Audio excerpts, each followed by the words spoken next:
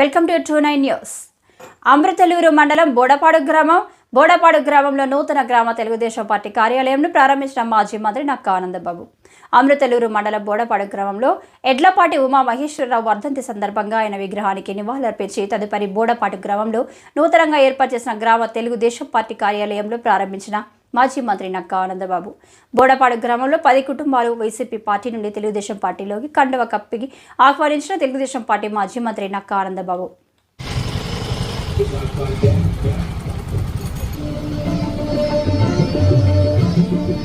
నక్కా ఆనందబాబు గారు ఈరోజు అమర్పేట మండలం బోడపాడు గ్రామంలో కార్యాలయం చేయడం వచ్చున్నారు.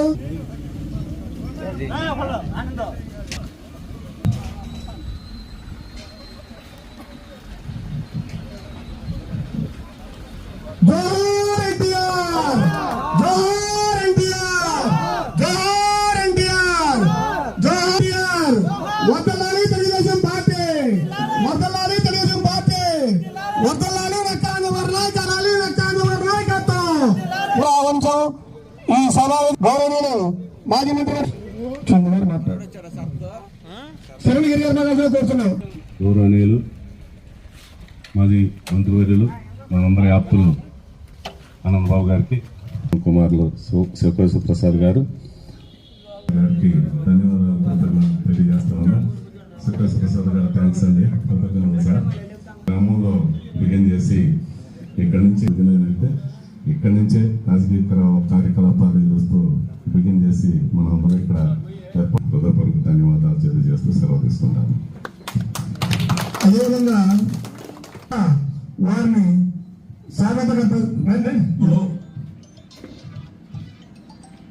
స్వర్గీయ ఎడ్లపాటి ఉమామహేశ్వరరావు గారి వర్ధంతి కార్యక్రమం జరుగుతూ ఉంది.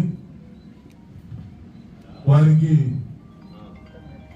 నివాళులు అర్పించి మనం ఇక్కడికి రావడం జరిగింది. స్వర్గీయ పెద్దలు పూజ్యులు ఎడ్లపాటి వెంకటరావు గారి సోదరులు ఉమామహేశ్వరరావు గారు, ఉమామహేశ్వరరావు గారి కుమారులు పెద్దలు శివకేశ్వర ప్రసాద్ గారు. ఈరోజు ఈ గ్రామంలో వారి నివాస గృహాన్ని పార్టీ కార్యాలయంగా మరి 4 నెలలు కూడా ఎన్నికలు జరగబోతా ఉన్నాయి. పార్టీ కార్యకర్తలు కార్యక్రమాలు చేసుకోవడానికి కానీ ఒక చోట సమావేశం అవడానికి ప్రతిరోజు పార్టీ కార్యక్రమాల మీద ఒక కార్యాచరణ ప్రణాళిక రూపొందించుకొని సీరియస్ గా ముందుకు పోవడానికి ఒక కేర్ ఆఫ్ పర్పస్ గా వారి నివాసాన్ని ఇచ్చి మన కార్యాలయంగా వినియోగించుకోమని చెప్పించినందుకు వారికి హృదయపూర్వకంగా మీ అందరి తరఫున హృదయపూర్వక ధన్యవాదాలు తెలియజేస్తున్నాను. గ్రామంలో గతంలో బోడపాడు గ్రామంలో స్వర్గీయ శ్రీనివాసరావు గారు ఉండేవాడు. దావులూరు శ్రీనివాస గారు ఏదన్నా ఎన్నికల సమయంలో కానీ ఇతర కార్యక్రమాల్లో వారి కూర్చొని ఎక్కువగా ఈ కార్యక్రమాలు నిర్వహిస్తూ ఉండేవాడు. దురదృష్టవశాత్తు వారు చనిపోయారు. ఈరోజు మరి పెద్ద మనసుతో ఆ కార్యక్రమాలన్నీ కూడా మరి ఇక్కడ నిర్వహించుకోవడానికి మనకు అవకాశం కల్పించినందుకు వారికి ప్రత్యేక